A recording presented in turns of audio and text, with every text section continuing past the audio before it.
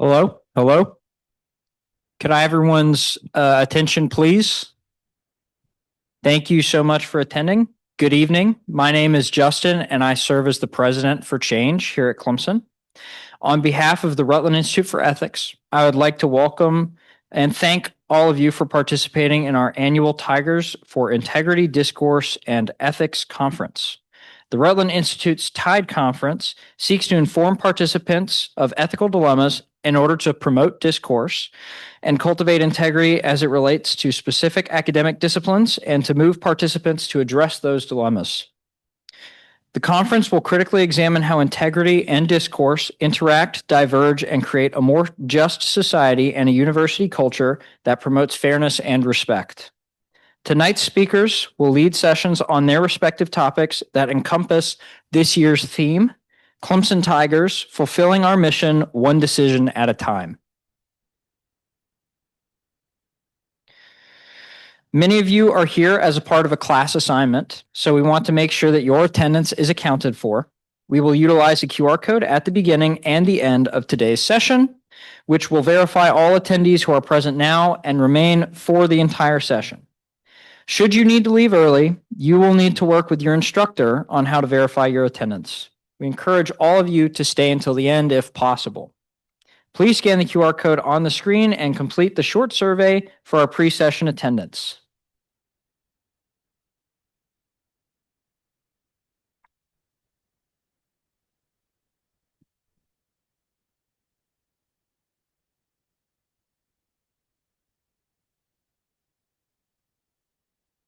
All right, I'm going to move on.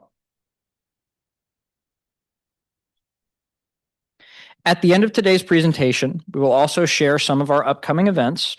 To stay connected to the work of the Institute, we suggest you follow us on social media so that you can see more ways to engage with us. Please take a moment to join us in making ethics a priority by utilizing the QR code that is presently shown on the screen and click the follow button. There's good stuff on there.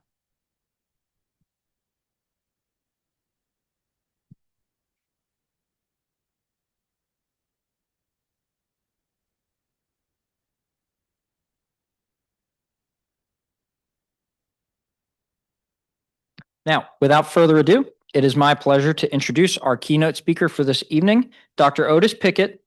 Dr. Otis Pickett is a Clemson alum graduating in 2003, with his Bachelor of Arts in both History and Religion, before continuing his educational career and obtaining 2 Masters of Arts degrees and his PhD. He held academic positions at the University of Mississippi and Mississippi College before joining Clemson University in 2022 as its 3rd university historian, where he teaches, conducts historical tours, advises on historic interpretation and commemoration, and oversees the university's historic properties and helps out Change and the TIDE Conference. A well-renowned educator, Dr. Pickett has received multiple teaching and humanities awards and is also the co-founder of Mississippi's first tuition-free college credit program for incarcerated students. Please welcome Dr. Otis Pickett as he addresses the topic, Understanding and Embracing the Intersectionality of High Seminary Learning and Ethical Leadership.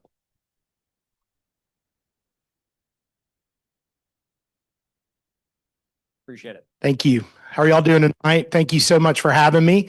It's a great honor to be here. I was just sharing that I was an undergraduate in this building in 2003. It had just been completed, and I was a senior sitting where you are, listening to some of my favorite history professors. So it's really great to be back in Hardin in this building. So thank you so much for having me tonight.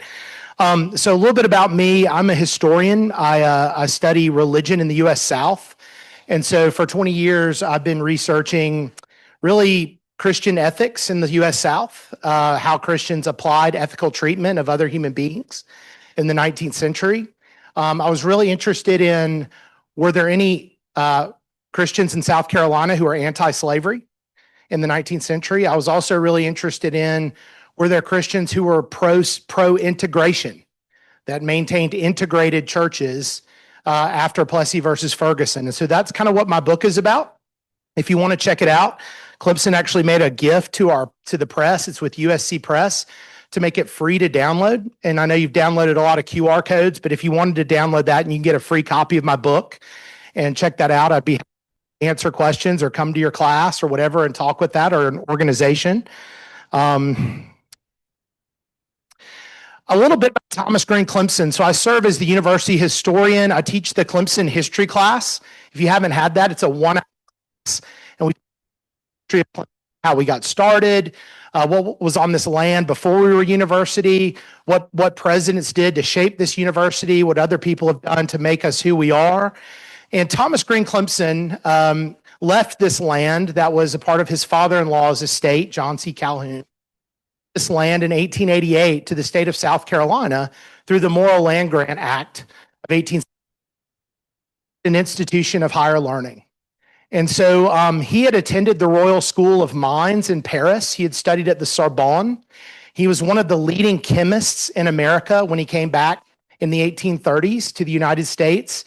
And then he goes off as becomes the ambassador to Belgium in the 1840s, where he spoke German, he spoke French, he spoke Spanish, and obviously English. And he negotiated a number of trade deals between the United States and Belgium during that time. He served under 4 different presidents. And then he comes home and he settles in Maryland, in Bladensburg, and he helps to develop the University of Maryland in the 1850s. And then after the Civil War in 1872, he comes and inherits this land, and all of his children die. One of his sons died in a train wreck, a literal train wreck between here and Seneca, of tuberculosis. And then later, his wife dies in 1875, and living alone in the Fort Hill house right over here, and he's contemplating what he's going to do, who's going to receive this land. And he works with a guy named Richard Wright Simpson. Richard Wright Simpson was an attorney who lived in Pendleton. Has anybody eaten at 1826 on the square in Pendleton, that white building there? That's the building where they first met. It was where the first Farmers Hall Society was, Pendleton Farmers. It was founded in 1815. It's the second oldest farmer society in the country. And he meets Richard Wright Simpson, and then he becomes the first Secretary of Agriculture in U.S. history. So he serves under the Buchanan administration, and at this time, the Secretary of Agriculture, Secretary of the Interior. And so he was giving reports to the federal government on what to do with agriculture in the U.S. when the Civil War broke out. That's a picture of Thomas Green Clemson right before his death in 1888. And Richard Wright Simpson, the man who I was telling you about, practiced law in Pendleton. He meets with Thomas Green Clemson and Benjamin Ryan Tillman over in Fort Hill in 1886. Like to leave this land to create an institution, a center for higher learning in South Carolina that focused on agriculture. Thomas Green Clemson will serve as the executor of the will. He ushers it through, shepherds it through the state legislature. And then he's going to serve on the Board of Trustees and is elected the first president of the Board of Trustees in 1890 and serves in that role until the late 19-teens. So I would say, other than Thomas Green Clemson, Richard Wright Simpson is one of the most important founders of our institution. This is Thomas Green Clemson's will. This will was in Walhalla for about 135 years. Brought it back to Clemson last year. We had it conserved, and this is our founding document. It's probably the most important document at Clemson University. We are the only institution, one of the only institutions in the country that is literally governed by a man's will. And the governance of our, so that there are 13 that are self-appointed or successor trustees, and 6 that are elected by the state. That means at Clemson, the state legislature votes on 6. Does that make sense to everyone? So if agrees with the state legislature disagrees with something Clemson does, they can't just get rid of our entire board like they could at Columbia or College of Charleston or somewhere like that, because we have 7 successor trustees that they can't get rid of. Does that make sense? All right. So that's in that will, but he also lays out a number of values and ideals and standards in that will that he wants Clemson to exist by. And so I'm going to walk you through a few of those ethical standards and ideals. And then it's also important that you know that the Board of Trustees has also created a system of values that he wants students and people to abide by. And so we're going to walk through those as well tonight. All right, so the quoted material is from the will. It says, feeling a great sympathy for the farmers of this state and the difficulties with which they have had to contend in their efforts to establish the business of agriculture upon a prosperous basis, and believing that there are no permanent improvement in agriculture without a knowledge of those sciences which pertain particularly thereto, I have determined to devote the bulk of my property to the establishment of an agricultural college upon the Fort Hill place. So what I can draw from this is he wants to create an institution for the children of farmers of South Carolina to give them scientific tools to understand how to become prosperous. And using knowledge is a key to achieving this. So prior to Clemson, farmers were still using the same antebellum techniques. They were not applying chemistry, not applying the sciences in terms of how they were thinking about their crops. All right. And so Clemson sees that. He wants to make a difference in that. The next thing he says is it should combine, if practicable, this is important, practicable, physical and intellectual education, and should be a high seminary of learning in which the graduate of the common schools can commence, pursue, and finish the course of studies, terminating in thorough theoretic and practical instruction in those sciences and arts which bear directly upon agriculture. But I desire to state plainly that I wish the trustees of said institution to have full authority and power to regulate all matters pertaining to said institution, to fix the course of studies, to make the rules for the government of the same, and to change them as in their judgment experience may prove necessary, but to always bear in mind that the benefits herein sought to be bestowed are intended to benefit agricultural and mechanical industries. All right. So physical and intellectual education, he wanted this to be a high seminary, which I think equals theoretical and practical instruction, and that the Board of Trustees have total control. That education should be to benefit agricultural and mechanical industries. Now, I'll say this. One of my master's degrees, I actually did a master's in theology at a seminary. And a seminary takes theoretic information, theology that you learn, and it asks you to apply it in terms of how you do counseling, in terms of how you do homiletics, in terms of how you do a variety of things, right? And so some schools, you may go and you actually just learn theory, or you just learn the ideas. At Clemson, there's an expectation that you're learning the ideas in the classroom and you're also applying it in some sort of practical way. And that's what Thomas Green Clemson described as a high seminary, something that you're learning the knowledge, but you're also applying that knowledge in some lived practical impact. Does that make sense? So for some of you, that may look like an internship. If you're a teacher, that may look like a student teaching internship. If you're in the sciences, that may be you're working in the laboratory. In some way, you're taking what you're learning in the classroom and you're applying it. All right? But that education should benefit agricultural and mechanical industries.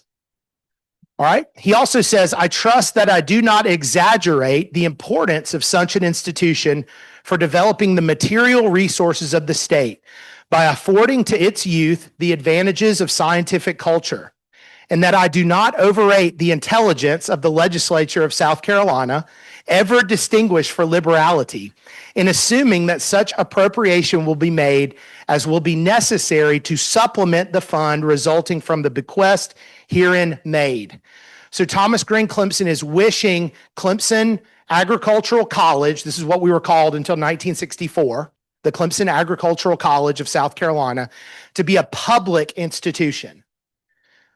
all right, with appropriations coming from the state of South Carolina, from our state legislature, to give the young people of South Carolina advantages in understanding science and scientific culture. We just recently celebrated 200 years of Thomas Green Clemson, our study abroad. Our founder studied abroad in 1826 in France. And the benefit of him studying abroad was he saw what people in France were doing in laboratories that the United States would not be doing for another 75 to 80 years. And so he's able to come back from France, and he's very much ahead of where we are scientifically. And he's trying to get the rest of the nation to catch up. And so one of the really strong benefits that Thomas Green Clemson had was he had access to scientific culture and science classrooms that prepared him for an ever-changing world.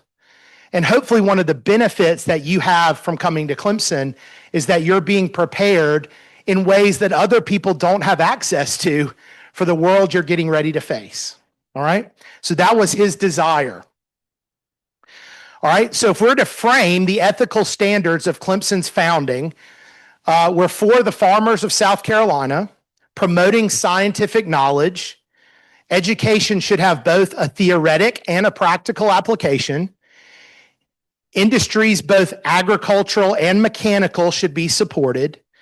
And we are to be a public institution supported by the state legislature and led by the Board of Trustees. Okay?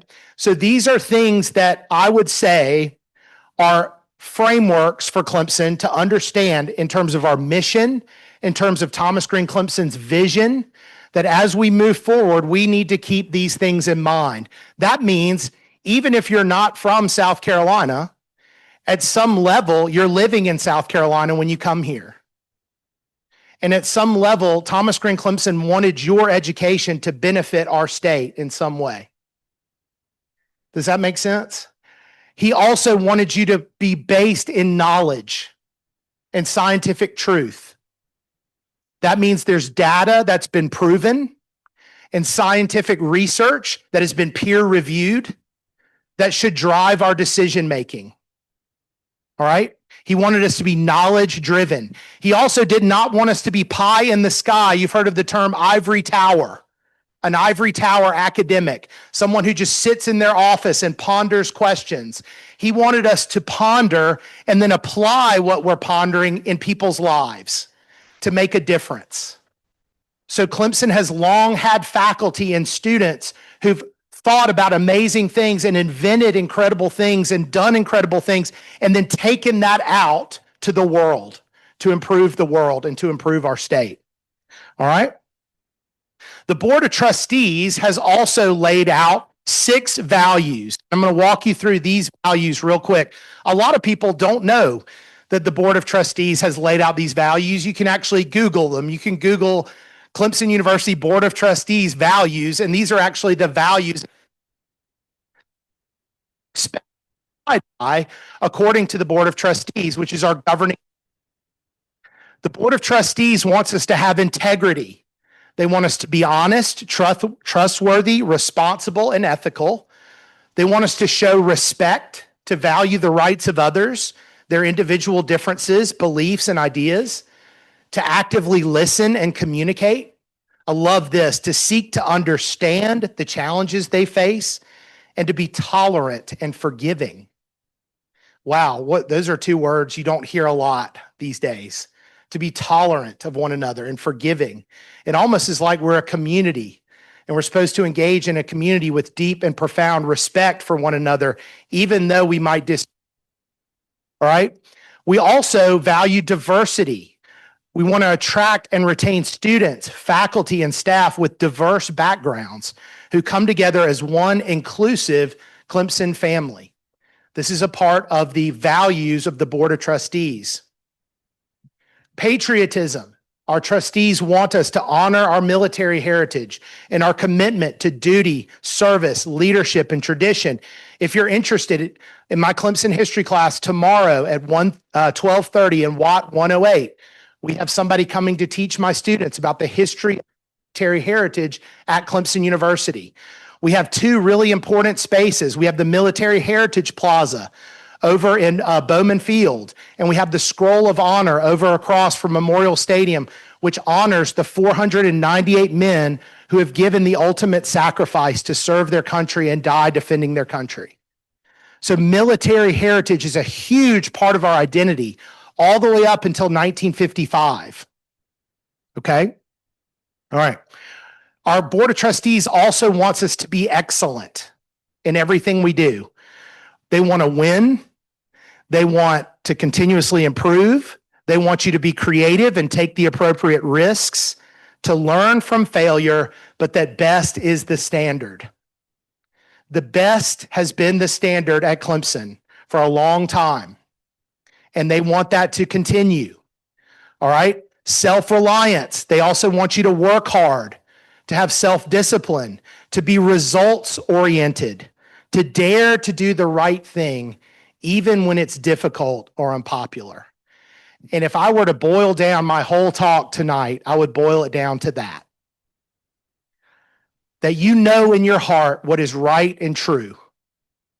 You were taught these very basic things when you were little. And there will be times when doing those very basic things, people are going to be not happy with you for doing that. It's going to be very unpopular. But if you can do those things and show respect and show dignity to others and engage with patience and temperance, right? You are modeling this ethical value that Clemson is hoping that you will have.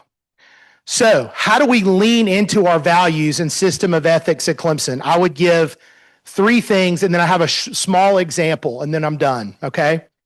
One is, I would say, be consistent. In different political contexts, it's easy to behave one way in a political context, and then when the political winds blow, to change and behave a different way. Right? So at Clemson, my hope is that we can be consistent in what we say and what we do, and that we can do the right thing, especially when it's not popular. That's actually how you know sometimes you might be doing the right thing, is everybody's telling you, stop doing that. To offer respect, hospitality, and to value diversity. The Clemson community is made up of people from all over the world with all kinds of different beliefs.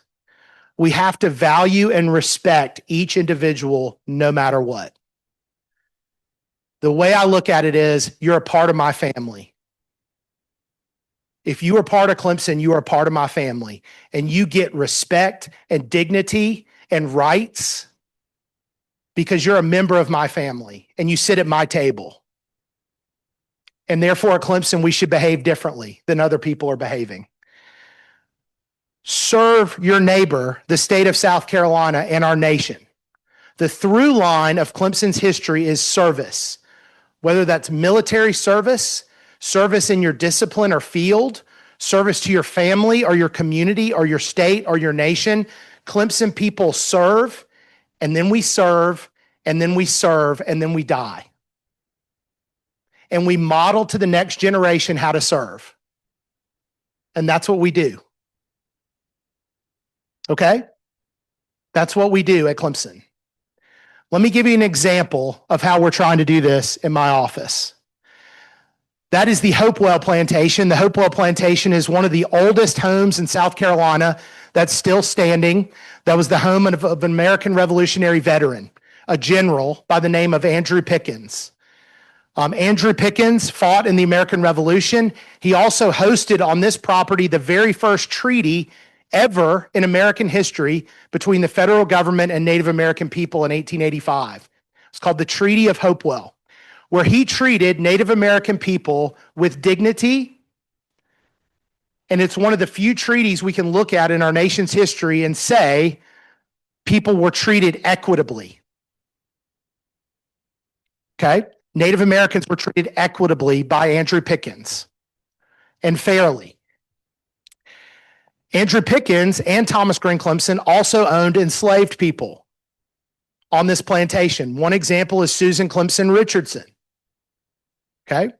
So on this plantation, you've got white plantation owners, African American enslaved people, and Native American people all coming together on this one plantation. All right. Every summer, we host the family who are descendants of the Pickens enslaved people. This is the Pickens family. And every summer, they come out to the plantation to have a family reunion. And what we've been doing is we've been gathering their oral histories, and we've been gathering the histories of those who are enslaved, and we treat people who come to the home with dignity and honor and respect. All right? Dr. Rhonda Thomas and I also attended an event like this at Arlington National Cemetery in D.C. Does anybody know who lived in Arlington National Cemetery before it was taken over by the federal government? It was Robert E. Lee, right? And his home was taken over during the Civil War. And Dr. Thomas and I were there for the day, the first time Robert E. Lee's family, it was Robert E. Lee V that was there, and all of the descendants of the enslaved that Lee's family owned came together and showed dignity and kindness and respect and historical truth to one another. And it was a beautiful day of people in our country coming together across difference, across time, and there was healing. So what we're doing at Clemson is we're hosting events for the descendants of the enslaved that you see here, and the descendants of the Pickens who are African American, and we're also hosting Pickens descendants who are Caucasian or white individuals who directly descend from Andrew Pickens. And my hope is that we can come together, we can listen to each other, we can display dignity, we can display historical truth, we can strengthen our nation by healing, and we can love one another. And that Clemson can become a place known for how we come together as a nation, not how we're torn apart. And we can model to the rest of the nation, this is what community looks like when you care about your neighbor. Does that make sense? And we are trying to be consistent in that, no matter the context. Because I don't believe context should drive a love of neighbor. Does that make sense? That's the end. Thank you.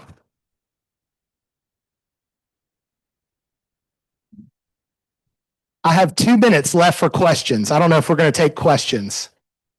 2 minutes, 2 questions. Was I supposed to give you the mic? You've got a mic. Okay. Oh, you have a question? Okay. No questions?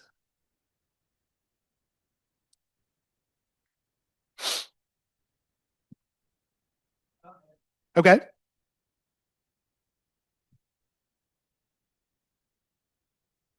Thank you. So I was in Mississippi for 15 years before I came here.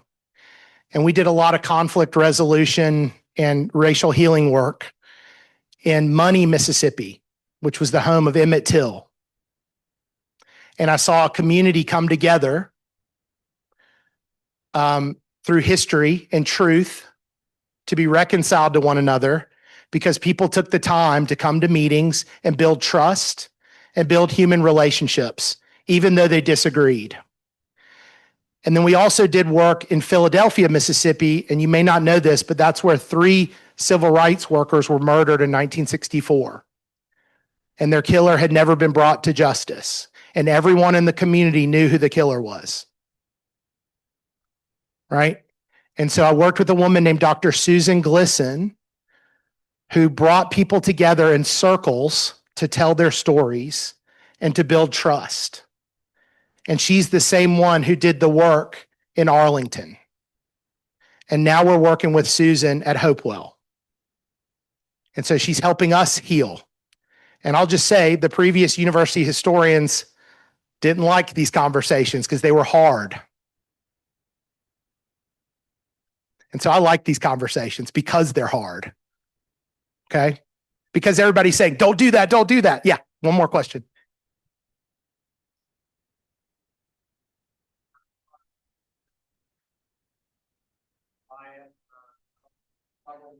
100%. Every historian is biased. Every person is biased.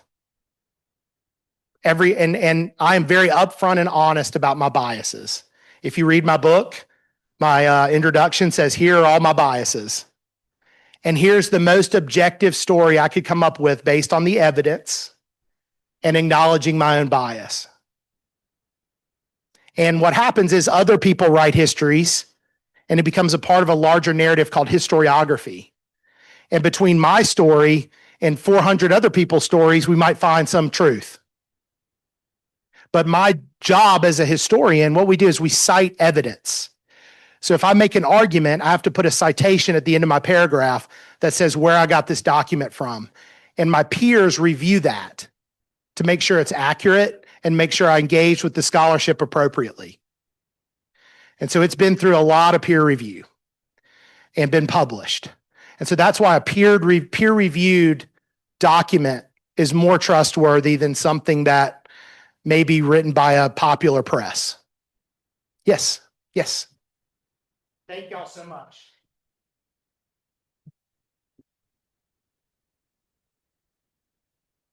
Thank you, Dr. Pickett, for sharing importance of understanding seminary learning and how it intersects with higher education. And we want to encourage all students to get involved with the Institute's programming. As stated earlier, the quickest way to find out what we're doing is follow us on social media. So there's the Instagram QR code. You will find several exciting opportunities to get involved on here. So,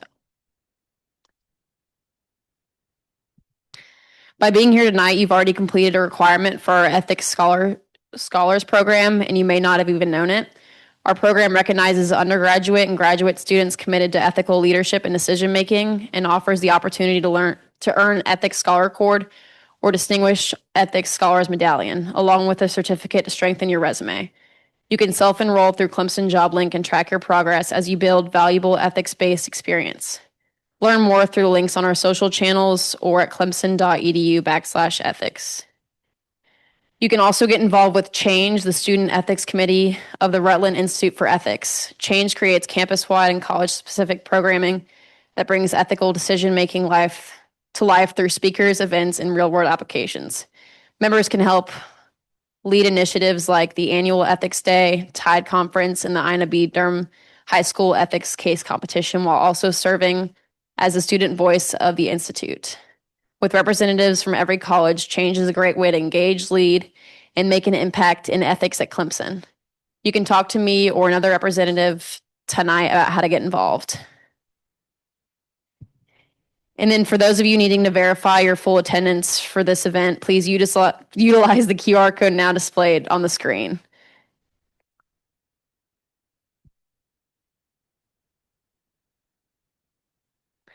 And then next we'll have our first plenary session of the evening.